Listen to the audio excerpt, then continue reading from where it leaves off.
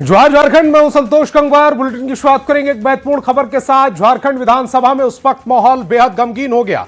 अस्पताल की लापरवाही से मृत महिला कर्मचारी अंजना तिवारी का शव पोर्टिको में लाया गया। शव को देखते ही झारखंड विधानसभा में ड्यूटी पर पहुंचे तमाम कर्मियों की आंखें नम हो गई। उत्तर प्रदेश के रायबरेली की रहने वाली अंजना तिवारी अनुकंपा का आधार पर नौकरी मिली थी। कोविड काल में पति की मौत के बाद मृतक अंजना अपनी बेटी के साथ पांचवी के मोहराबादी में रह रही थी। अंजना तिवारी को गॉल ब्लैडर में परेशानी थी, जिसके बाद उन्हें सेंट पीटर अस्पताल में भर्ती कराया गया था। सर्जरी के बाद उनकी हालत बिगड़ने लगी। आरोप है कि सर्जरी के दौरान महज 2 घंटे में उन्हें 6 यूनिट ठंडा ब्लड चढ़ा दिया गया था। हालत बिगड़ने पर उन्हें रेफर कर दिया गया, लेकिन जान नहीं बच पाई। अंजना अपने पीछे 12 साल की एक छोटी बेटी छोड़ गई हैं, जो अभी मानसिक सदमे की हालत में है। सहकर्मियों ने इलाज में लापरवाही का आरोप लगाते हुए विधानसभा परिसर में धरना प्रदर्शन किया। मामले की जानकारी मिलते ही मौके पर पहुंचे पूर्व स्पीकर और विधायक सीपी सिंह ने कहा कि सबूत जुटाने के बाद आगे की कार्रवाई की जाएगी। वहीं अंजना तिवारी की बुजुर्ग सास ने इंसाफ की गुहार लगाई है। विधानसभा के सचिव ने कहा कि मौत के लिए जो भी जिम्मेदार है उसकी जानकारी पुलिस और प्रशासन को दे दी गई है। कहाँ चूक हुई है, कहाँ गलती हुई है या नहीं हुई है, ये हम और आप तय नहीं कर सकते। ऐसी बातें आ रही हैं तो ये पता तब चलेगा जब इसका पोस्टमार्टम होगा। बिना पोस्टमार्टम का किसी के कहने या समझने या सोचने से आरोप स्टैंड नहीं करता है। हम लोग तो काफी दुखी हैं। ये मतलब विधानसभा परिवार के लिए एक बहुत बड़ा सदमा है, क्योंकि ये नॉर्मल ऑपरेशन के लिए गई थी। किस कारण हुआ ये तो मतलब ये मेडिकल एक्सपर्ट के माध्यम से ही जानकारी प्राप्त हो सकता है, लेकिन ये हमारे परिवार के लिए बहुत ही दुखद वाली बात है। और इस संबंध में हमने प्रशासनिक जो आए हुए थे उनको भी ये कहे हैं कि जो भी हो अपने स्तर से प्रशासनिक जो प्रक्रिया है उसके तहत कार्रवाई करने की कृपा करें। कोई बीमारी पहले से उसको ना था। और दूसरी बात क्या का ऑपरेशन करने के बाद बहुत देर तक के हम लोग के कुछ बताया नहीं कि हाँ मरीज कैसे है क्या है। बहुत देर आसरा देखते रहे कि अब निकाले आएगी बाहर, अब आएगी। बहुत सीरियस हो गया, उससे नहीं संभला, तब जाके रेफर किया। और ऑपरेशन में कहीं पर के नस कट गया, जो बहुत ब्लीडिंग हुआ, और खून चढ़ने पर भी हार्ट तक नहीं पहुंचा, सीरियस होती गई। गलत ऑपरेशन हुआ। क्या मांग करते हैं आप लोग? अन्याय में जो हुआ है तो उसका न्याय मिलना चाहिए। उस बच्ची ऊपर जो माँ बाप का टुकड़ हो गई, उस बच्ची को न्याय मिलना चाहिए। गौरव मेरे सहयोगी ज्यादा जानकारी के साथ फोन लाइन पर जुड़े हैं। गौरव, ये मामला बेहद गमगीन करने वाला है। एक महिला जिसके पति की कोविड काल में मौत हो गई, अनुकंपा पर नौकरी कर रही थी, 12 साल की बच्ची अब पीछे छूट गई है। गलत इलाज ने आरोप लग रहे हैं उसकी जान ले ली। बिल्कुल, हम आपको बता दें कि पूरा मामला जो है वो विधानसभा कर्मी से जुड़ा हुआ है, जहां विधानसभा कर्मी की मौत के बाद जो है जो परिजन हैं और उसके साथ साथ जो विधानसभा कर्मी हैं, उन्होंने विरोध जताते हुए सेंट पीटर अस्पताल के ऊपर FIR दर्ज करने की मांग की है। हालांकि पूर्व विधानसभा अध्यक्ष और वर्तमान विधायक सीपी सिंह भी उनसे मुलाकात करने के लिए वहां गए हुए थे, जिसके बाद की कर्मियों को समझाने के बाद मृतक के शव को पोस्टमार्टम के लिए रिम्स भेजा गया है। लेकिन सवाल ये होता है कि आखिर जब प्राइवेट अस्पताल में इलाज कराने के लिए मरीज गए हैं तो उस दौरान किस तरीके की लापरवाही बरती गई है, क्योंकि मरीज के परिजनों का कहना है और उसके साथ साथ विधानसभा कर्मियों का भी ये कहना है कि अस्पताल में लापरवाही बरती गई और लापरवाही बरतने की वजह से ही अंजना तिवारी की मौत हुई है। FIR दर्ज करने की मांग हुई है, आवेदन भी दिया गया है। देखना होगा कि आगे की क्या कार्रवाई होती है। अभी कार्रवाई को लेकर क्या आश्वासन मिला है? क्या पोस्टमार्टम रिपोर्ट का भी इंतजार किया जा रहा है? प्रारंभिक जांच के क्या आदेश दिए गए हैं? बिल्कुल, FIR दर्ज होने के बाद जो पुलिस है वो अपनी कार्रवाई करेगी और उस कार्रवाई के बाद ही देखना होगा। पीछे इंतजार तो पोस्टमार्टम रिपोर्ट का भी होगा कि मौत के कारण क्या बताए जाते हैं। तमाम बिंदुओं पर पुलिस देखेगी और उसके बाद जो आगे की कार्रवाई है वो भी जारी रहेगी। गौरव, आप इस खबर पर लगातार नजर बनाए रखें, आगे भी आपसे अपडेट लेते रहेंगे। झारखंड में राज्यसभा की 2 सीटों पर 18 जून को होने वाले चुनाव से पहले सियासी पारा चढ़ता नजर आ रहा है। राज्य में सत्ताधारी गठबंधन की प्रमुख पार्टी जेएमएम ने निर्वाचन आयोग को चिट्ठी लिखकर राज्यसभा चुनाव में बीजेपी की तरफ से महागठबंधन के नेताओं पर दबाव बनाने, खरीद फरोख्त करने और प्रलोभन देने से जुड़ी आशंका जताई। साथ ही ईडी, सीबीआई, खुफिया विभाग समेत तमाम एजेंसियों को सतर्क रहने की भी बात कही।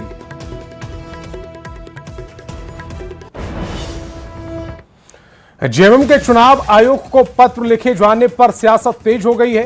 राज्यसभा सांसद दीपक प्रकाश ने कहा कि जेएमएम खुद को संविधान से ऊपर समझने लगी है। संविधान ने हर व्यक्ति को, हर संस्था को चुनाव लड़ने का अधिकार दिया है। झारखंड मुक्ति मोर्चा लोकतंत्र से ऊपर है, संविधान से ऊपर है। संविधान में हर व्यक्ति को, हर संस्था को चुनाव लड़ने का अधिकार है। और भारतीय जनता पार्टी दुनिया की सबसे बड़ी पार्टी है, भारत की सबसे बड़ी पार्टी है। और इसलिए संविधान से अपने आप को ऊपर समझने का कोई काम न करे। और झारखंड में 18 जून को राज्यसभा की 2 सीटों पर जीत के दावे शुरू हो गए हैं। सोमवार को प्रदेश बीजेपी चुनाव समिति की बैठक के बाद पार्टी प्रवक्ता ने कहा कि बीजेपी चुनाव में अपना उम्मीदवार उतारेगी भी और जीत भी हासिल करेगी। वहीं कांग्रेस ने कहा कि इस मामले में पार्टी आलाकमान की जेएमएम के शीर्ष नेताओं से बातचीत होगी और उसमें फैसला होगा। की बात है तो इंतजार कीजिए। हमें लगता है कि प्रधानमंत्री जी का जो गुड गवर्नेंस है, गरीब कल्याण की योजनाएं हैं, उससे प्रभावित होकर भी कई जो है हमें वोट जो है वो मिलने की पूरी उम्मीद है। और दूसरी बात जो है, ये राज्यसभा का चुनाव बहुत टेक्निकल होता है। अगर सीधे तौर पर किसी को स्पष्ट रूप से 28 वोट नहीं आते हैं तो दूसरा प्रेफरेंस वोट जो है, सेकंड प्रेफरेंस वोट, वो काउंट होता है। इंतजार कीजिए साहब, पिक्चर अभी बाकी है। देखिए, अब झारखंड मुक्ति मोर्चा से हमारा शीर्ष नेतृत्व बात करेगा। 8 जून से नामांकन है, अभी हमारे पास वक्त है, लेकिन संभावनाएं ये है कि जो भारतीय जनता पार्टी है उन्होंने घोषणा की है कि हम चुनाव लड़ेंगे। उनको ये भी बताना चाहिए कि उनके पास नंबर कहां से आएंगे। बोकारो से बड़ी खबर है। नया मोड़ इलाके में एसीबी ने कार्रवाई की।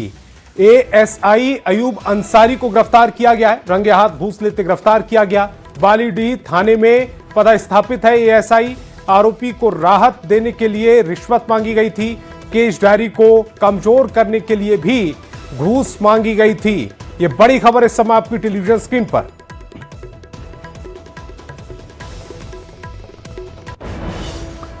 भगवान राम से जुड़े सिमडेगा के प्रसिद्ध श्री राम रेखा धाम को सरकार की ओर से पर्यटन स्थल घोषित किया गया है। इस फैसले से सनातन समाज के लोग नाराज दिखे। सिमडेगा समेत ओडिशा और छत्तीसगढ़ से हजारों की संख्या में सनातन समाज के लोग गांधी मैदान में जुटे। कलेक्ट्रेट तक आक्रोश मार्च निकाला और श्री राम रेखा धाम को पर्यटन क्षेत्र की जगह तीर्थ स्थल घोषित करने की मांग की। इस दौरान उन्होंने झारखंड सरकार के खिलाफ नारेबाजी भी की। क्षेत्र का जो है अर्थ होता है घूमना फिरना, पिकनिक स्पॉट, लेकिन वह आध्यात्मिक जागरण का केंद्र को पर्यटन क्षेत्र घोषित करना, यह हमारे पूरे सनातन समाज में पच नहीं रहा है। उसी को अपना जो है विरोध व्यक्त करने के लिए जो जनमानस है आज जमा हुए हैं। ये इसको पर्यटन स्थल घोषित ना करके तीर्थ क्षेत्र घोषित किया जाए। जिस तरह अयोध्या को तीर्थ क्षेत्र के तर्ज पर माना जाता है, वो तीर्थ क्षेत्र है। उसी तरह राम जी का जब यहाँ आगमन हुआ था तो ये राम जी का पद चिन्ह है, वहाँ सीता जी का चूल्हा है, वहाँ आपका धनुष कुंड लक्ष्मण जी का है। अब उस स्थान में अभी भी लोगों का मान्यता है कि राम लक्ष्मण सीता का वास है। और वैसे जगह में अगर यह व्यवस्था फैलेगा तो उसे गांव के लोग बर्दाश्त नहीं कर रहे हैं। और झारखंड के सरकारी कार्यालय में बढ़ती गर्मी के बीच मुख्यमंत्री हेमंत सोरेन की ओर से पेयजल की व्यवस्था दुरुस्त करने के निर्देश दिए गए हैं।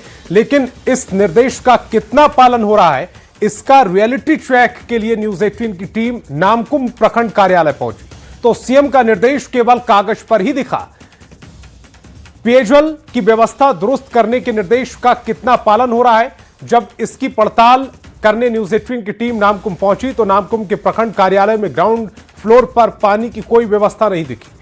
कुछ नल लगे हुए हैं लेकिन वह खराब है। प्रखंड कार्यालय पहुंचे तो स्थानीय लोग बताते हैं कि पानी की कोई व्यवस्था नहीं है। मजबूरी यह है कि उन्हें खरीद कर पानी पीना पड़ रहा है।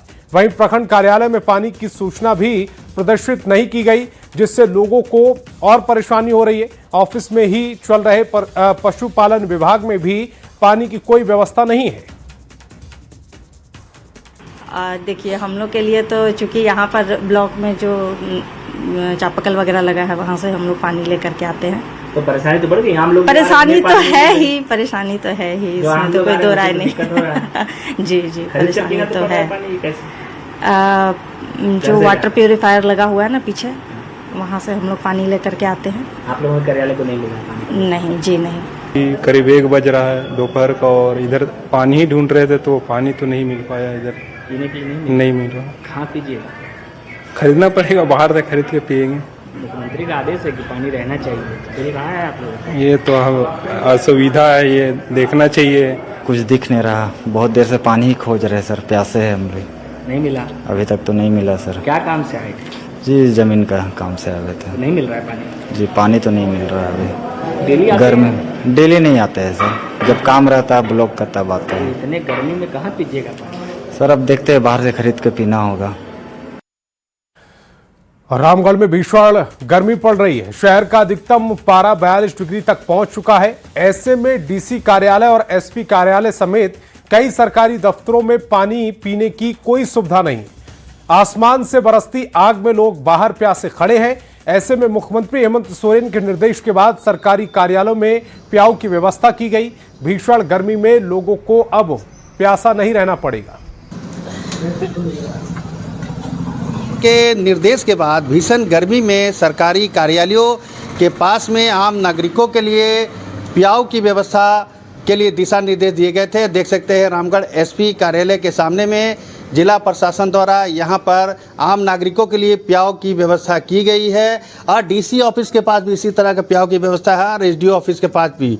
यहाँ पर कुछ लोग हैं जो गर्मी में यहाँ पर आए हुए एसपी कार्यालय में, जिनसे बात करने वाले हैं। प्याऊ की व्यवस्था है भीषण गर्मी में, कैसे देख रहे हैं? तो पानी पी के बहुत राहत, इसके लिए बहुत बहुत धन्यवाद। केरला से आए? जी सर। तो गर्मी में यहाँ आप यहाँ किसी काम से आए थे? जी सर, आवेदन देने के लिए आए थे। साहब? हाँ एसपी साहब। तो पानी पी के राहत मिल रही है? हाँ जी सर। और आपका क्या नाम है? ब्रह्मदेव मुंडा नाम है, मांडू चुम्बा से आए हुए हैं। एसपी साहब के आए हैं? हाँ। तो पानी यहाँ व्यवस्था, पानी की व्यवस्था ठीक ठाक है। जिला संभालना पुलिस को इसके लिए बहुत बहुत धन्यवाद। तो अभी चूंकि 42 डिग्री पारा अधिकतम जा रहा है, रामगढ़ जिले में गर्मी पड़ रही है और हीट वेव को लेकर के यहाँ पर मौसम विभाग ने चेतावनी जारी की है कि अगले 2 से 3 दिनों तक इसी तरह का मौसम रहने वाला है। इधर प्याऊ की व्यवस्था करने से लोगों को काफ़ी राहत मिल रही है। जावेद खान, न्यूज़ 18 रामगढ़। और बोकारो में पानी का संकट लगातार बढ़ रहा है, जिसको लेकर महिलाओं ने बीडीओ ऑफिस के बाहर प्रदर्शन किया। फुसरो नगर परिषद क्षेत्र के करगली बाजार में पेयजल संकट को लेकर लोगों का गुस्सा फूट पड़ा। गुस्साई महिलाओं ने हाथों में खाली बर्तन लेकर जोरदार प्रदर्शन किया। बीडीओ ऑफिस के बाहर रोड को जाम कर दिया गया। महिलाओं ने प्रशासन के खिलाफ जमकर नारेबाजी की।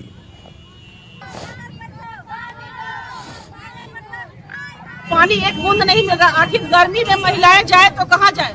ये गर्मी आप देख रहे हैं कि प्रचंड गर्मी है और इस गर्मी में लोगों को पानी नहीं मिल रहा है, तो ये लोग कहाँ जाए?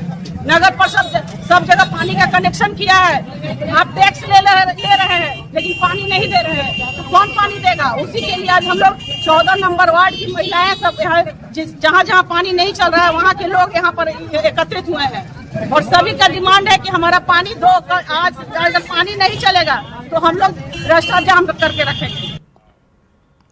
दुमका के गोपी कांदर प्रखंड में नामोडीही गांव का पहाड़िया टोला में पानी का संकट बना हुआ है। इलाके में करीब 22 परिवार रहते हैं। 2 सोलर जल मीनार, 2 चापाकल सालों से खराब पड़े हैं।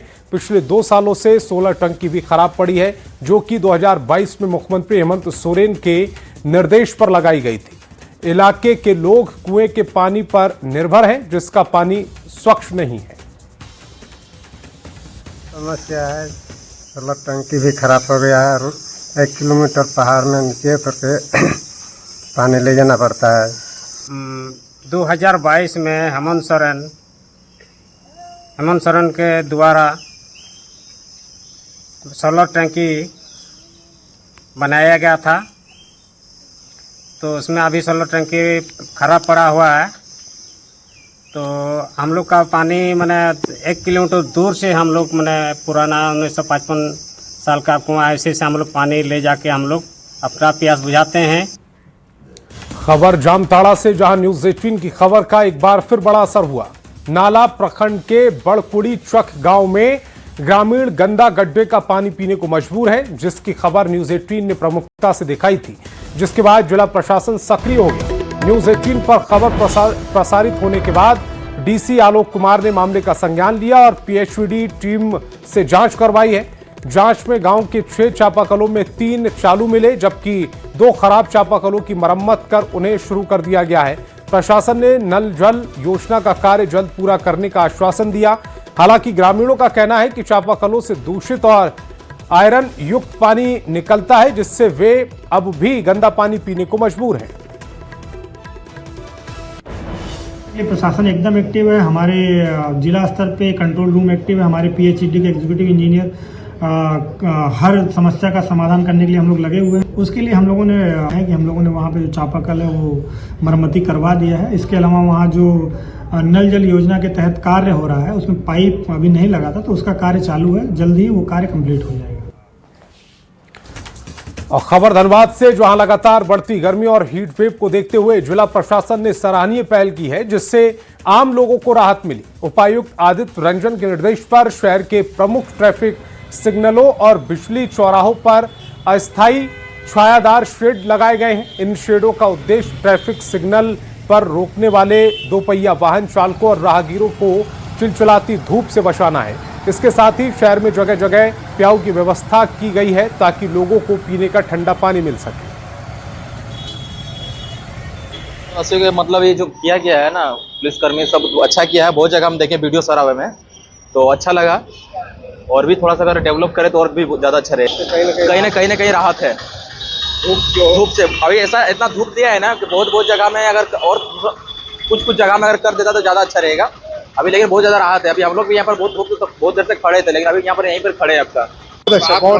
बहुत अच्छा पहल है इस सरकार का, और ये जो व्यवस्था किया गया है, हम समझते हैं कि आम आदमी की सुविधा के देखते हुए बहुत अच्छा व्यवस्था है। जो हीट वेव है उससे बचने के लिए तो बहुत अच्छा व्यवस्था किया है सरकार ने, और ये सराहनीय कदम है सरकार का, और होना चाहिए ऐसा। चौक चौराहा हम लोग ज्यादा ही करता है। जी बहुत अच्छा व्यवस्था सरकार का, नो डाउट। भीषण गर्मी पड़ रही है और तपती धूप से लोग बेहाल हैं। वहीं राज्य सरकार के निर्देश पर अब धनबाद के सभी चौक चौराहों पर शेड का निर्माण कराया गया है। यहाँ पर जितने भी चौक चौराहे हैं वहाँ पर हरे रंग के शेड को लगाया गया है, जिससे कहीं न कहीं राहगीरों को, वाहन चालकों को राहत मिल रही है। और इस पहल के लोग भी सराहना कर रहे हैं। उनका कहना है कि इससे कहीं न कहीं लोग जो है थोड़ी राहत महसूस कर रहे हैं, क्योंकि जिस तरीके से धूप कड़ी है, हीट वेव चल रहा है, उससे लोग त्रस्त हैं। और यही कारण है कि जब यह शेड लगी है तो लोग जो है सो अब राहत की महसूस कर रहे हैं, और इससे कहीं न कहीं लोग जो है सो अपने आप को धूप से बचा भी रहे हैं। संजय गुप्ता, न्यूज 18 धनबाद। और रांची से बड़ी खबर है, सीएम की आज की समीक्षा बैठक खत्म हो गई है। स्कूली शिक्षा एवं साक्षरता विभाग की बैठक थी। योजना का लाभ छात्रों तक पहुंचाने के निर्देश दिए गए। विभाग की कार्य योजना की समीक्षा की गई। सीएम स्कूल ऑफ एक्सलेंस की संख्या बढ़ाने पर जोर दिया गया। गुणवत्ता शिक्षा पहुंचाने के निर्देश हैं। शिक्षा के साथ खेल को बढ़ावा देने के भी निर्देश दिए गए हैं। शिक्षक नियुक्ति को गति देने का आदेश दिया गया।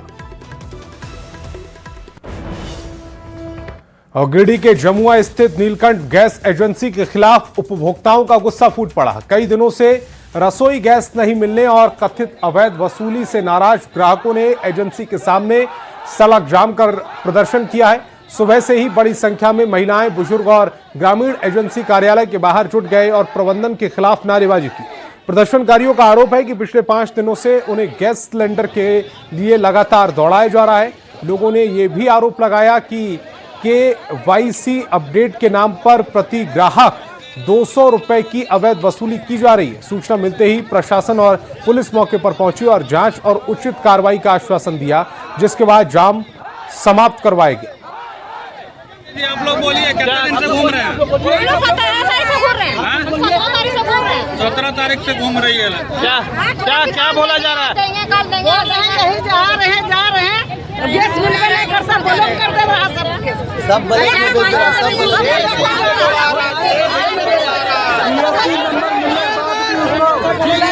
जीएसटी नंबर मिलने के बाद भी लोगों को घुमाया जा रहा है।